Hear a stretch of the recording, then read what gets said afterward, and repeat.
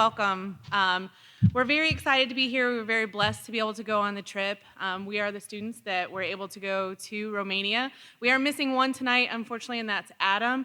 My name is Angela. And Matt. Dan. I'm Kendall. Gigi. Kelsey. Patrick. Matt. Amanda. I'm going to see if I can figure out how this works. Okay, so Matt, I think that's you. All right.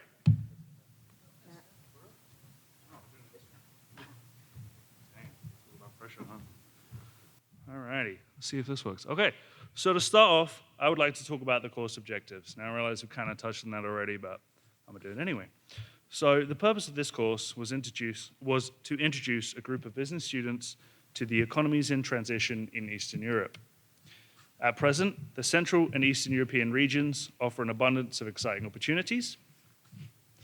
Such prospects exist for US businesses that are looking for overseas expansion. This is due to the continued rapid economic growth of the aforementioned countries such as Romania.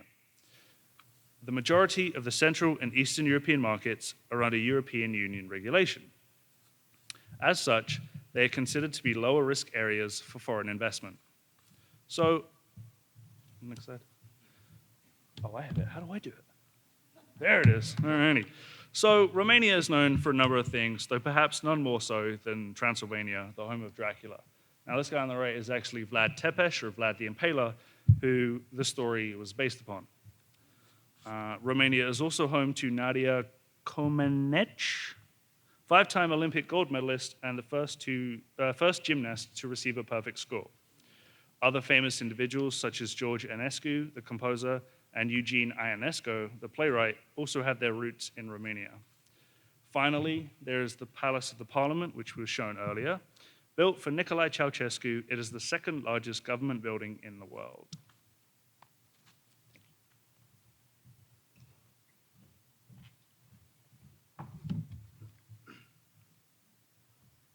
Okay, so a few things that we did prior to going to Romania, some key points to help us prepare.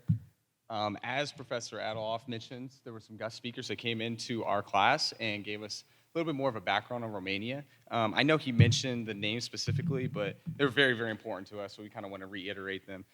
So first off, we had John Kessler, who gave his personal experience about Romania. He was one of few, when he taught high school, one of the few teachers that was selected to go to Romania, so he kind of gave his personal background. Another person that we want to mention is Dan Corian, and I apologize if I mispronounce any names, but he gave us the culture of Romania. He's actually born and raised in Romania, so he had a great foundation of Romania and gave us more of the cultural perspective of Romania. And then lastly, we had Ann Livshiz, who gave the history of Romania before and after communism.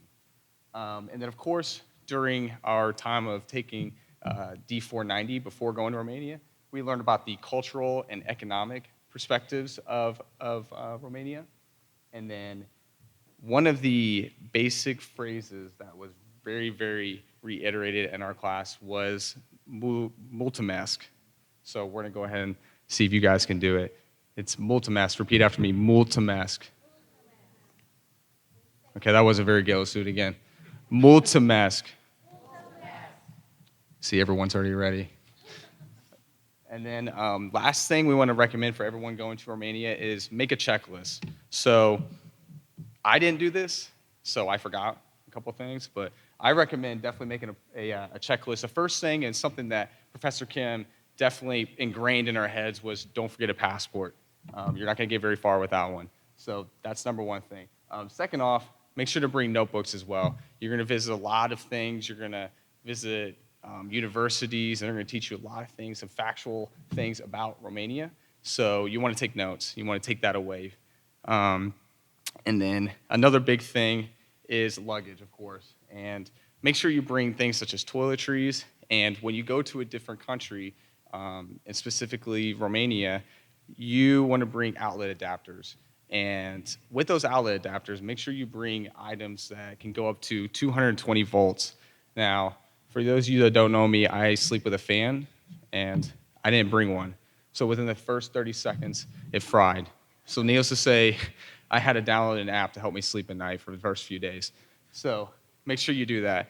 And then definitely bring a plastic bag for dirty clothes. And then lastly, anything that may be vital to you and for the trip. So.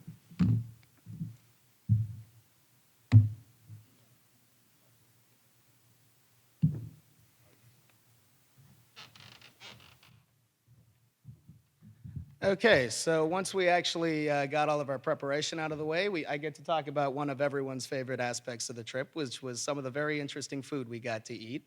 I included a few pictures of those as well.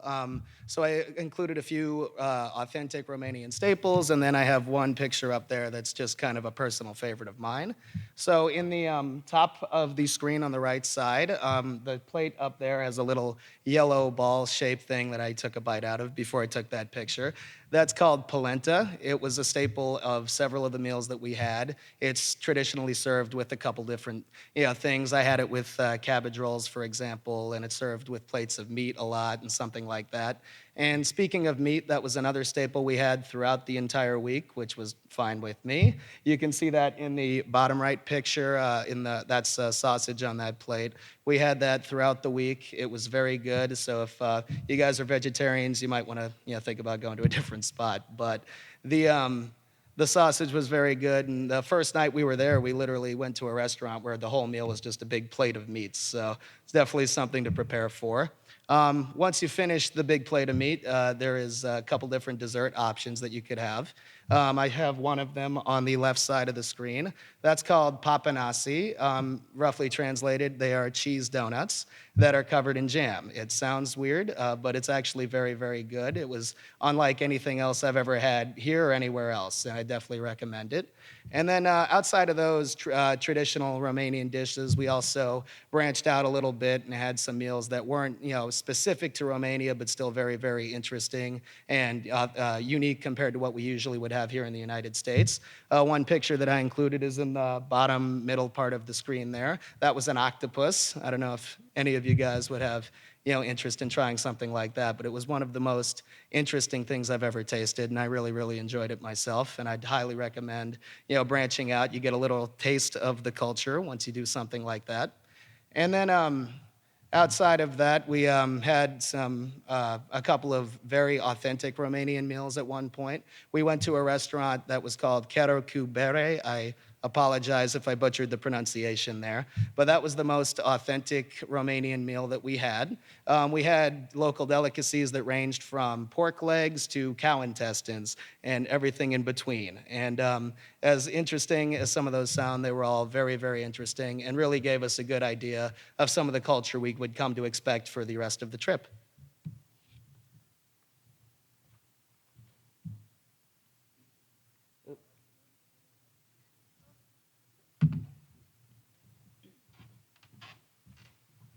All right, so one thing that we had was that we noticed in Romania is like they still had a communist style housing for the apartments. They were kind of like an old style building that was kind of just like straight to the point, just apartments in a big building. Roughly, it's around $370 US at $420. It's a high population density, so within the apartment there was around it was anywhere from 400 to 900 apartments in one big building. So when you think about that, that's a lot of people in a tight space. One thing that was unique in Romania was there's a lot of cars that commuted to work, and so the cars would have to park somewhere. So on the streets, it was very, very condensed. So they would actually have people park behind the parked other cars, and they would have their car unlocked and leave it in neutral so that you can push it out of the way if you needed to leave. So that was something that we thought was pretty unique. And then after the fall of communism, that's when they started to kind of update their housing, which kind of on the bottom photo, you can kind of see they were trying to modernize it. So they kind of went through an urban renewal. So some of the more richer people would kind of go outside of the city because the center of the city was getting more expensive because of how luxury Romania was actually building. So once the renewal happened, the apartments inside of the city center got really, really expensive, and they were refurbished, and now it's kind of like a luxury, like a typical downtown.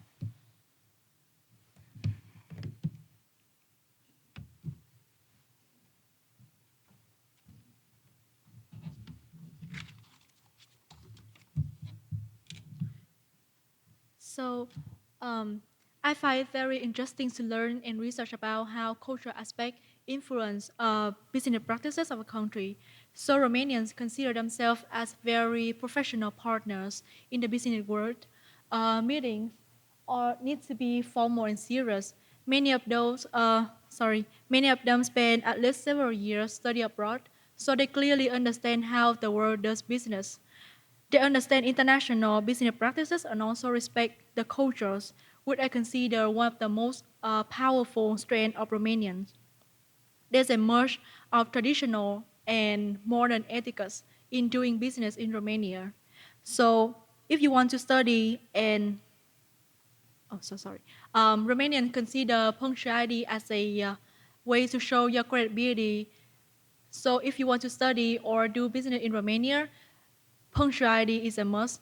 As my group member has mentioned that traffic in Romania, because of how they set up the street and park on the street, traffic in Romania is really bad, especially in the center of Bucharest, the main city.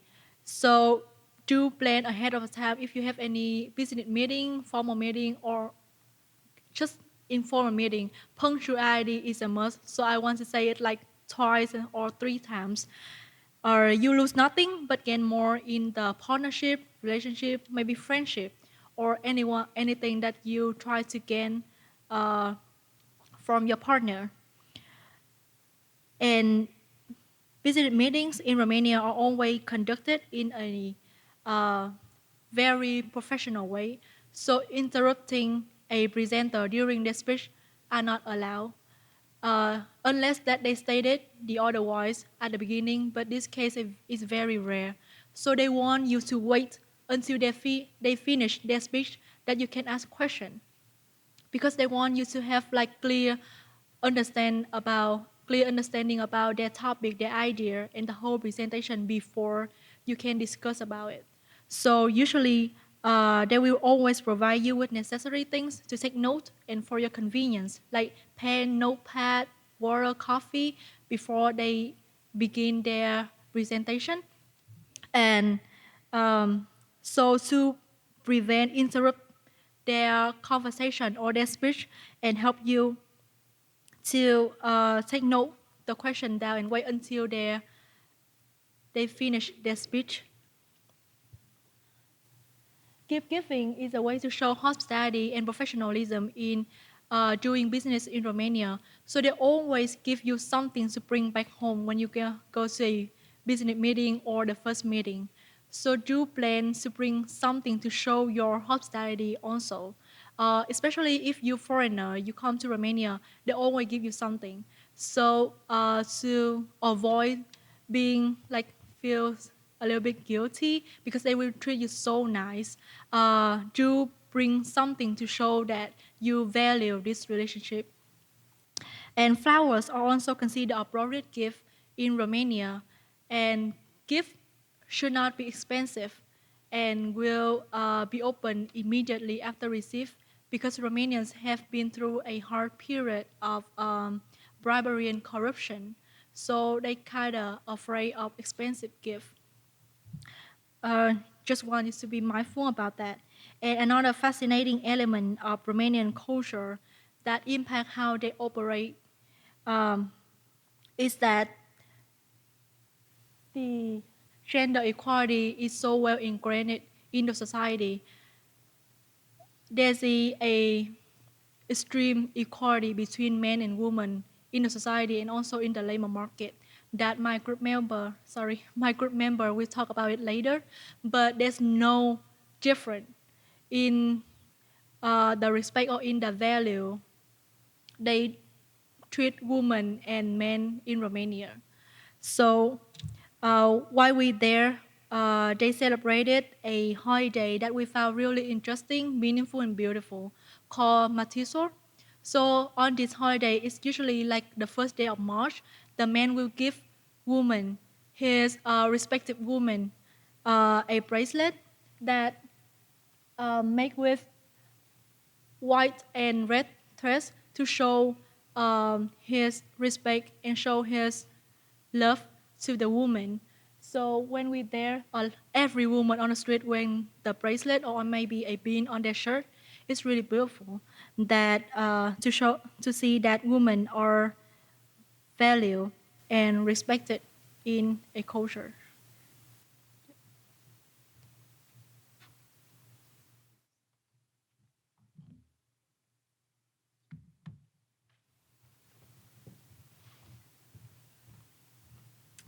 So we were able to visit several different locations, and one of my personal favorites was the dairy factory. And this was a surprisingly small factory, and they actually didn't have a single cow, not a single cow. But the facility was probably, I don't know, half the size of this room for the entire facility. So it was very small, and it actually made milk, yogurt, sour cream. They made a Romanian cheese, which to me tasted a lot like a provolone. They made a feta cheese, but it was a little bit saltier than what we have here. And then they also made cottage cheese. So all of that was made in this very small facility with absolutely no cows. So the question becomes, where did they get all of their milk? And they actually got all of their milk from local farmers. So people that were in the community that had 1 or 2 cows, some had a few more, but no one really had a substantial amount of cows. And so what would happen is they would bring their milk to the factory that day, and every single batch of milk had to be tested because every batch was coming from somewhere different. So they would test the different batches, make sure that there were no antibiotics or any diseases within the milk, and then they would process the milk from there. Here you can see they are very sanitary. You had to wash every inch of your hands all the way up to your forearms in order to even walk into the facility. And then on this side over here, you can see where they were actually, where they processed the milk portion. So later that day after we went through all of it, we were able to taste a lot of the different cheeses and the yogurts, and they were very generous. They're always very kind over there, and they gave us these very large portions, which I'm sure you saw some of the slides earlier, where we were able to taste some of the cheese, and it was absolutely fantastic, very delicious, way more than most of us could eat. So another side of it, though, was about the agriculture. And one of the things that I found very interesting was that a lot of the different people that we talked to continued to tell us that they struggled with irrigation. And as we were driving on the bus through the different facilities or through the different areas, the soil, the land looked very dry. It looked very clumpy to me. And so I kept begging people to let me touch the dirt. I know that sounds weird, but I wanted to touch it and feel it and look at it and see what was going on. And finally, when we went to the dairy factory, I had the opportunity to play in the dirt, if you will. So the one down here on the bottom, this is at the dairy factory where they had a little farm area. And you can see in the soil, it really is just soil. There's absolutely no biomass in the soil. So for those of you that don't know what that means, it basically means that there's no nutrients being fed to the soil. There's no way for irrigation to happen because it clumps up and it gets hard. There's nothing to break it up. I couldn't even find a worm. And so when they tell me that there's a lot of trouble with the irrigation, this is my first thought, that this is a huge part of the problem. And I think that a lot more investigation could be done here to be able to see if there's something that maybe we could do to help them with that problem. When we went just across the border into Bucharest, that's where the top picture is there, and that was a botanical garden in the country, and you can see there's a ton of biomass in that soil. And biomass is, plants that have started to decay and go into the soil, and that's what helps give it the nutrients that it needs. You can see small insects that have died, and then they decompose and become part of that soil. And so even just right across the border, they don't have the same problem, where the weather conditions and everything are the same. So for me, that tells me that there's an educational standpoint here that we could help the Romanian people.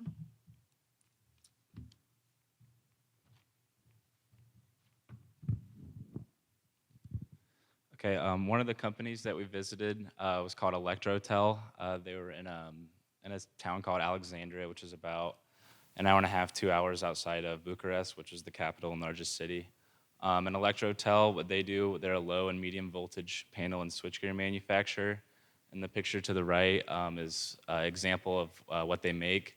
And what we learned from talking with them, the people that we talked to were the sons of the owner of the company. We learned that only 15 through 30% of their entire production is delivered locally, so just in Romania alone, which I thought was interesting because that's a lot of exporting that they do to other countries within the EU and in the US and stuff like that.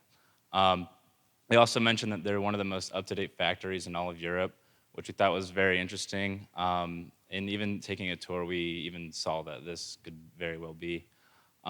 Another thing that they told us, they rely very little on third parties. They even showed us their own part and own division of their company where they make their own parts and they make their own tools. So they really don't rely on suppliers or third parties at all.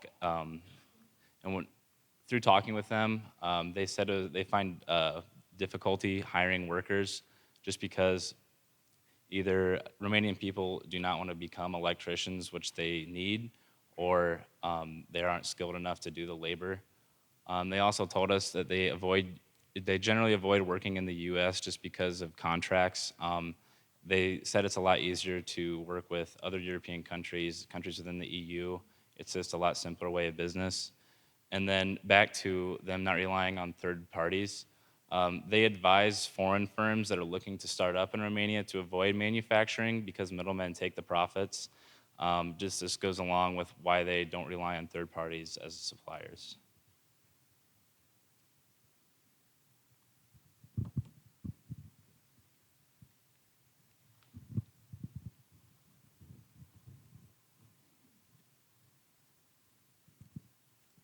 Okay, so Romanian's labor resource includes highly trained medical professionals, skilled workers, as well as low-wage jobs. The average wage per month is only 2,000 lei, which for US, that's only $500 a month. So not so shockingly, or very shockingly, actually, 2 million of the 5 million workers only make that. So because of this, multiple Romanian, they switch jobs to jobs, so they have 2 to 3 jobs just to be able to cover the cost of living there. And due to this is one of the reasons why Romania is having a pretty big problem that people have nicknamed the brain drain. So it's where a lot of the skilled workers are leaving the country. They're leaving in mostly medical, technological, and education fields. Those are where they've seen the most impact. And Gigi will tell you some more of the reasons why people have decided to leave the country. So we had the opportunity to talk to a lot of different Romanians while we traveled to all of our different cities within Romania. And their main reasons were, for one, wages. As you could see, a lot of them earn minimum wage. And then secondly, the living conditions. So with minimum wage, it also costs a lot to live in Romania, especially their capital, Bucharest. And they have a high density area in that city. So it's hard to get around, it costs a lot, and then a lot of their buildings are still kind of the older buildings. And then financially, they have very high interest rates in Romania, which we'll talk about a little bit later. Politically, not everyone, but some of the people we talked with had said that they feel that their leader is uneducated and then maybe doesn't really speak a lot of proper Romanian. And then another big one was corruption. We talked with both older people and younger people, and the younger generation said that yes, they thought there was still corruption in the country, but it's getting better, where the older generation was kind of like, no corruption at all, we don't have any of that anymore. So kind of a different viewpoint from what time they were living in. And then another interesting thing to note was that in Romania, if you're a government official, you can't accept a gift above 200 euros, so that's about just a little over $250 American dollars, and that's because it's considered a bribe if they do accept that. And then we talked with a university student, so someone about our age, and she talked about her love for Romania, and she she wants to help any way she can, but ultimately she said she was actually going to contribute to the brain drain and wants to leave Romania after she graduates from the Romanian university, and that was mainly because of the living conditions and the political and corruption that she thought of in the country.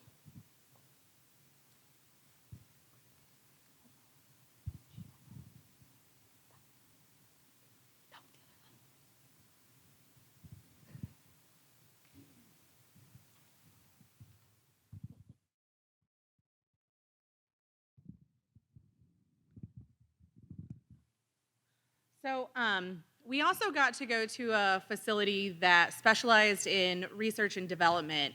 One of the very interesting facts about their research and development is that most all of their research and development is done through state funding. They have very few businesses that do their own research and development. Part of the reason for this is because the cost is so high to do it. So most individual companies, private companies, choose not to. However, the funding for these state research and development facilities is very low. You can see the numbers there. Just under 0.5% is given to these state-funded schools in order to do the R&D. And there's only 18 R&D facilities throughout all of Romania. They do have some very neat things happening, though. One of the things that they were able to show us was the solar panels that they are working on. A lot of the housing actually uses these tube solar panels to heat the water in their homes. And as you drive through the countryside and you drive through these small villages, you can actually see some of these tube solar panels on top of the homes, which is allowing them to heat the water that's actually in their homes. So though there's not a lot of funding there, the funding is going to things that are very useful to the general public, not only to smaller facilities.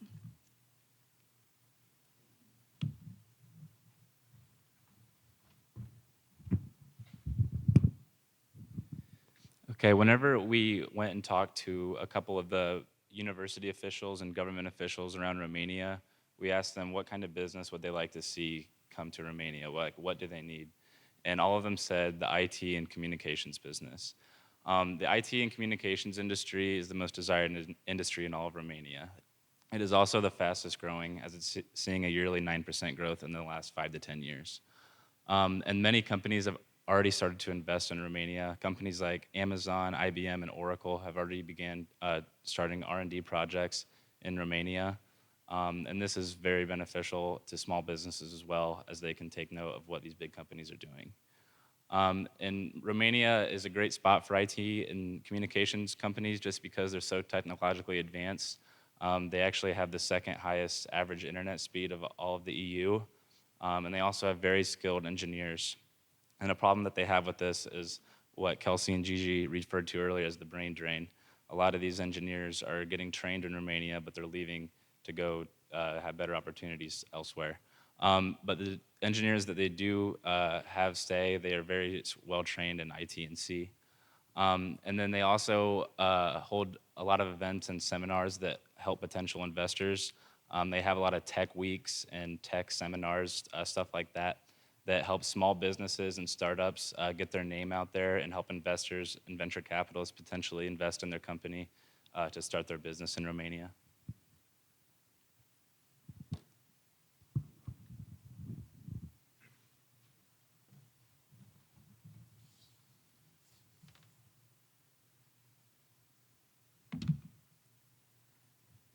So,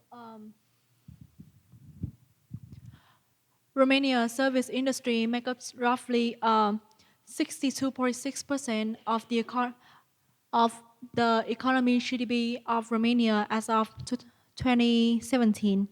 And as Pat said that they are in demand of IT services and also IT specialists. So there's a big labor market and for game developers, AC unit specialists, and telecommunication engineers, electrical engineering, and yeah, all of the job in IT industry.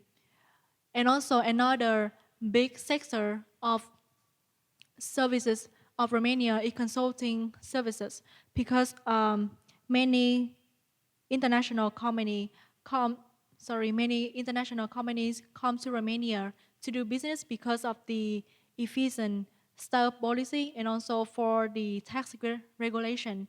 So Romania has been doing very great in attracting more and more young and international business to do their business here in Romania.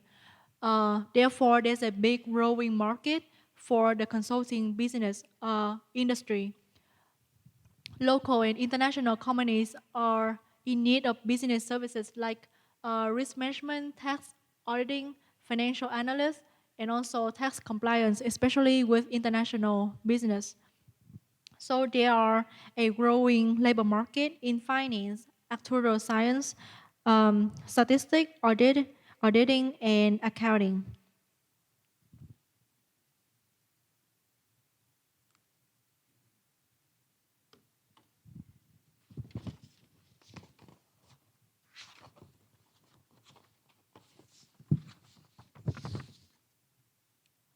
So tourism is also one of the biggest strengths of Romania. Romania is using its advantages on beautiful landscape and architecture, like traditional castle, tower, churches, and villages. So people choose to travel here mostly because of the beautiful side, and also it's very competitive cost and prices. That because Romania hasn't adopted the euro, so they're still using lei with very so you can stay and visit Romania at very affordable cost. And our group has a valuable chance to visit Constanta. It's a county that located just by the Black Sea coast. So we have learned from the Chamber of Commerce that um, there there's an increase in total numbers of tourists in Constanza from 2016 to 2017. And there's two issues that they want to improve in Constanza and also in the tourism of Romania is that the tourism only attractive during summer. So they really want to try to build some facility and also more activity in entertainment to attract more tourists come to Romania during the whole year to create like stable income for the season here. And also only 5% of the tourists come to Constanza is foreigner. So they're making really little profit from the foreign sector and they therefore tourism business here in Constanza, they are building facility just to attract like more Romanians tourists because there's no need to attract more foreigner because they're already making money with Romanian tourists. But um, it's like the contrary idea to the chambers of commerce that they want to attract all the people in the world to see the beauty of Romania and also Constanza.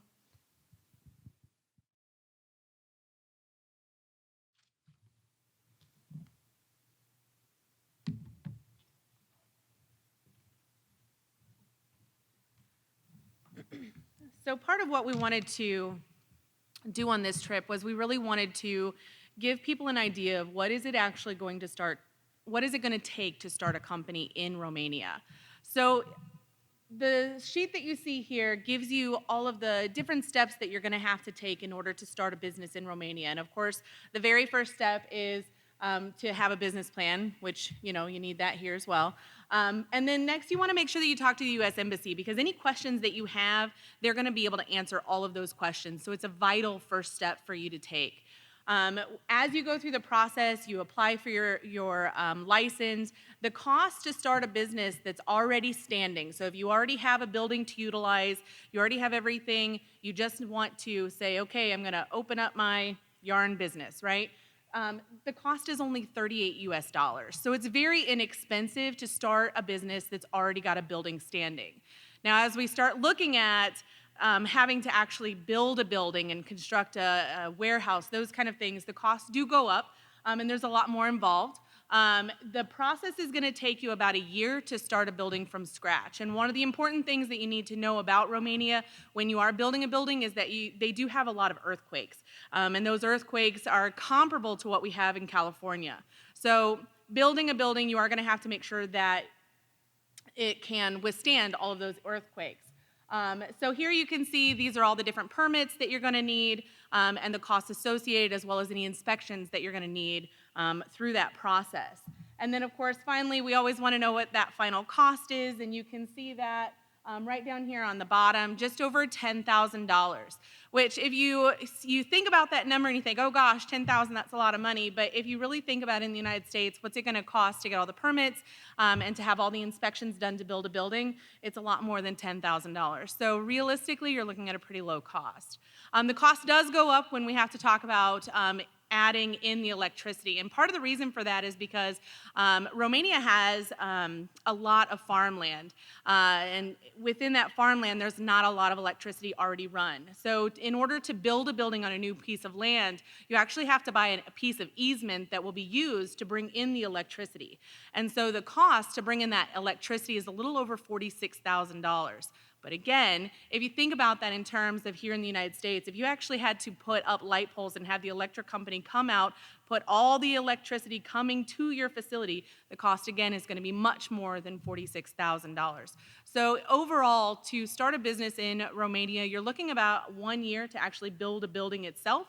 The electricity can be run while you're building the building itself, so you don't have any additional time there. And as far as starting with a permit, it's very inexpensive.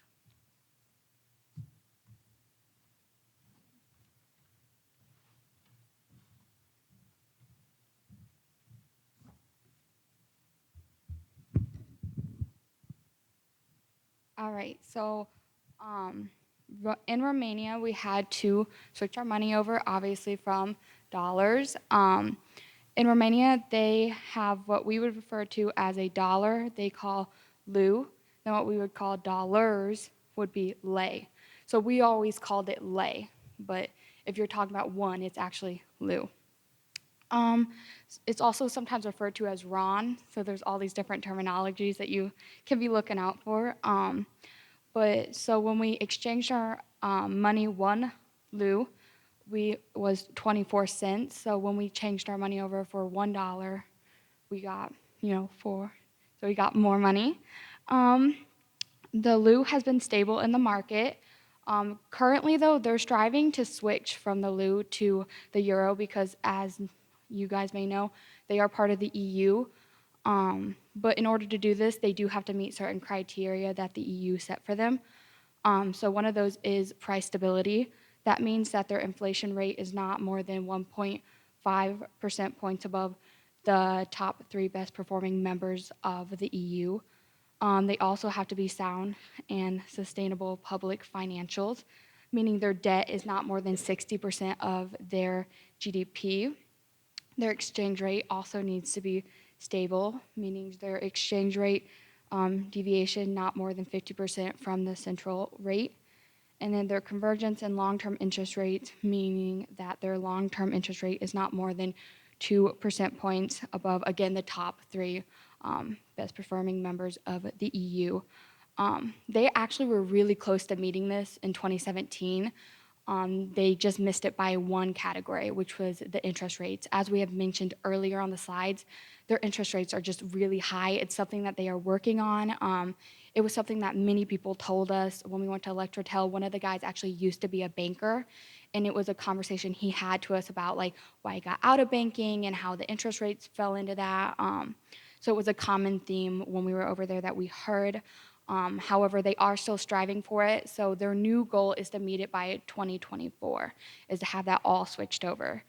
Currently, though, they already list things in the euro just to kind of get people used to seeing it and how much it's going to be compared to what theirs is. So we already did kind of see some of the things listed in euro, and we noted that, hey, and then when we went to the hotel and we switched over some money, like we had $100 lei, and none of the small marketplaces would take our 100. They were like, no, you need smaller change. So the hotel would give us smaller change.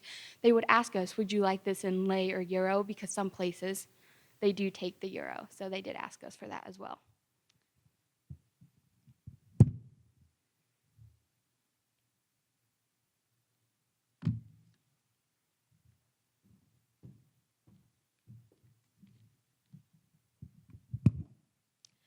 So let's say that your company really likes all the benefits that we've all talked about, and you want to invest in Romania. You probably want to know how to finance your new endeavor. So one of the ways is probably through a loan, and Romania's short-term small business loans are between 8 and 15%. And their grace period for short loans are about 3 months, and then for their medium length loans, it's about 6 months, and then their long-term loans are about 1 year, 12 months. And so I just put down a couple different ways that they could get a loan from Romania. Just like the US, there's a lot more ways, but one of them is from the ING Bank.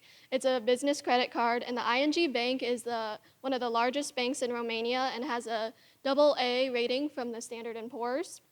And so some of their benefits for this credit card are free installments for transactions, and then automated renewal. And then a cost is their interest rate is about 25% a year. So while it is costly to invest and get your loan from Romania, in the long run, a company can really reap many benefits from doing business in Romania. And then another option is their 5-minute loan. This is kind of a new thing that's been going on in Romania. But basically, it's kind of what it says it is. It takes 5 minutes to get a loan in Romania because the banks can access this data source that is offered from Romania. And so then it just takes 5 quick minutes from walking in the bank. You give them your name, they search you in the database, and then you walk out with your loan. It doesn't take weeks like it does here in the US. It doesn't take paperwork, a lot of signing, and then probably some paperwork that you messed up and then have to refill out. So it's just a quick and easy process to get your loan, and it provides banks with a very trustworthy place to look a customer up.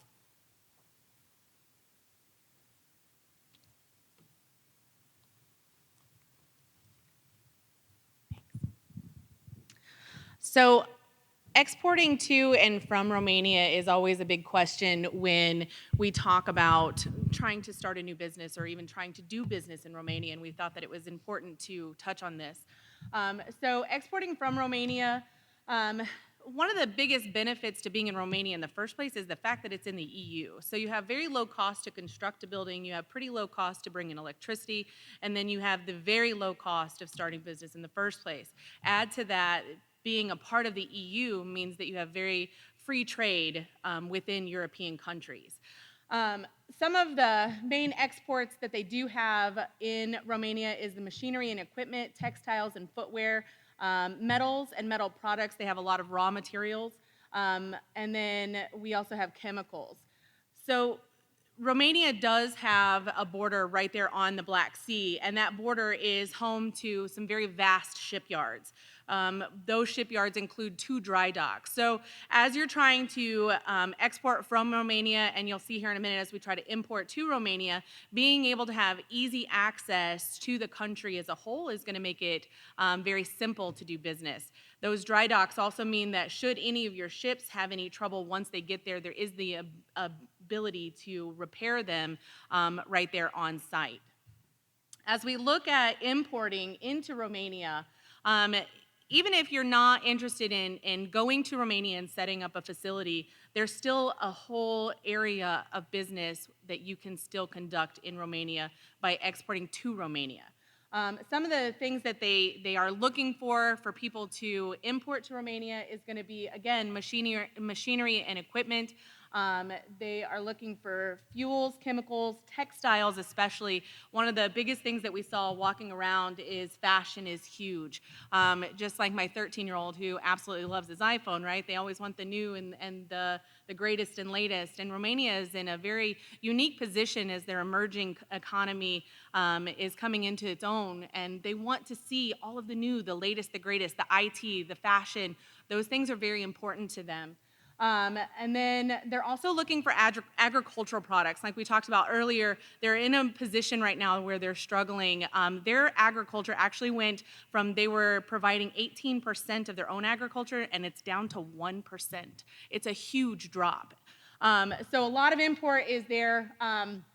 As far as importing, there is going to be some paperwork that you have to do, but luckily the EU has provided or has a contract with the United States that simplifies the process. So there is a single administrative document that you will need in order to import into Romania, and then from there is some customs forms, but other than that, it's a pretty simple process.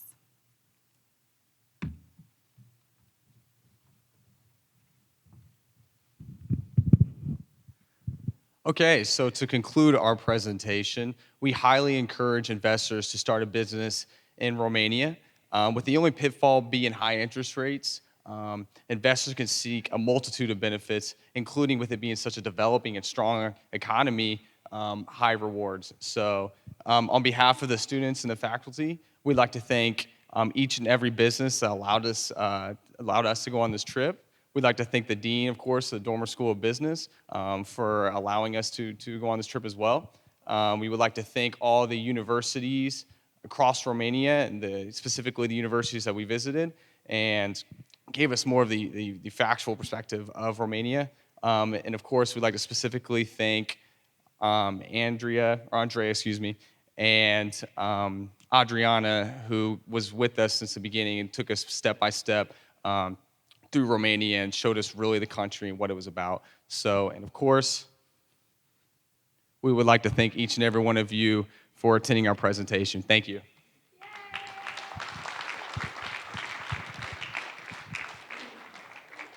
So if anyone has any questions, feel free to come up and we'd be happy to answer. Thank you.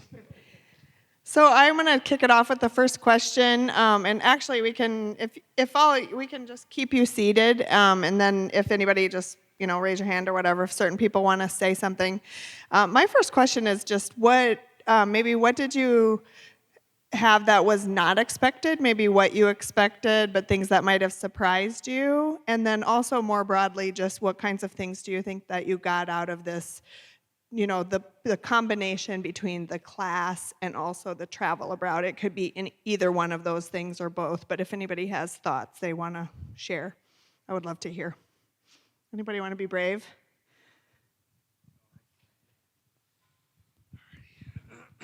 Okay, so for me, I've actually been to Europe a couple times. I mean, I lived there for 24 years or whatever. But I've never been to Eastern Europe, and so I was a little surprised. Actually, surprisingly, they're probably some of the most hospitable people that I've ever met. Every person that we met was incredibly welcoming. They all spoke much better English than I ever expected, which is great as well. I was even stopped, it was actually in Bulgaria. I was stopped because I was watching a soccer game, and one guy approached me, and he was just talking to me about the game or something. I'm like, man, this would never happen in the US. They just, something, I don't know. But it's different. Yeah, it's really nice. And I mean, obviously, traveling, I've also flown 9-10 hour flights. So for me, that's nothing. These kids, and they've never even had passports, bless them. But I mean, it's worth it, honestly. It's a once in a lifetime thing. If the opportunity comes up, you have to take it. Otherwise, I mean, you're a fool, honestly. So, yeah, as I say, I definitely, I loved it. I think everyone else pretty much had mixed feelings for the most part, but I think it was worth it, and as I say, I really appreciate the opportunity to do this, so thank you. So I think the biggest thing that I took out of this trip was a little word called perspective. I think one thing that we struggle with on campus is what's called, I'm sure most of you have heard, a campus bubble. It's basically where you focus so much on school that you forget what the real world is like and the reality that's outside of this campus. And I think we experience that not only in college, but also in our country. We're more focused on us and what's going on in the United States, and we don't really pay attention to what's going on outside of our country. So going to Romania has really broadened my perspective in those regards and really showed that, hey, there's more out there than just the United States. So I've learned a lot from this trip, and it's definitely life-changing. So I've been very blessed. I was able to travel abroad a few years ago also. So Europe has a very unique feature that we don't see here in the United States, and that is this idea of social hour around mealtime. And for many of the students, I think that was a bit of a surprise. But we would sit and we would have a meal for 2 or 3 hours, not 2 or 3 minutes in the car. But that also gave us time to talk and to socialize and to give this one all of our extra food. And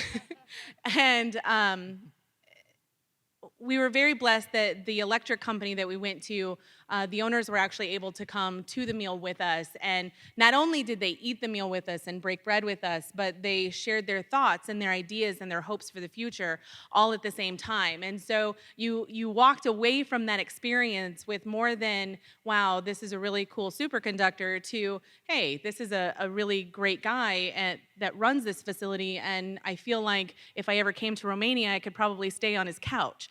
And that's not something that you get here in the United States. That's great. Thank you. Any other questions from the audience? If you can try to speak really loudly since we're recording, or I'll bring the mic to you if you don't have a loud voice. Anyone else have questions?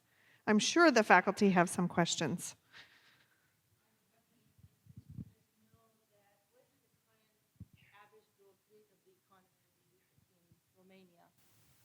Do you know what is like the average growth rate of the economy right now in Romania?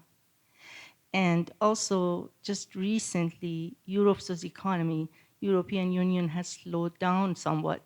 How did the Romanian economy look to you? Was it busy, hustle and bustle? You thought that relative to the rest of Europe, how did it feel to you? How did the infrastructure look to you? Which brave soul's gonna field it? Anybody want to field it? You screamed it out. All right. Well, I can answer the first question.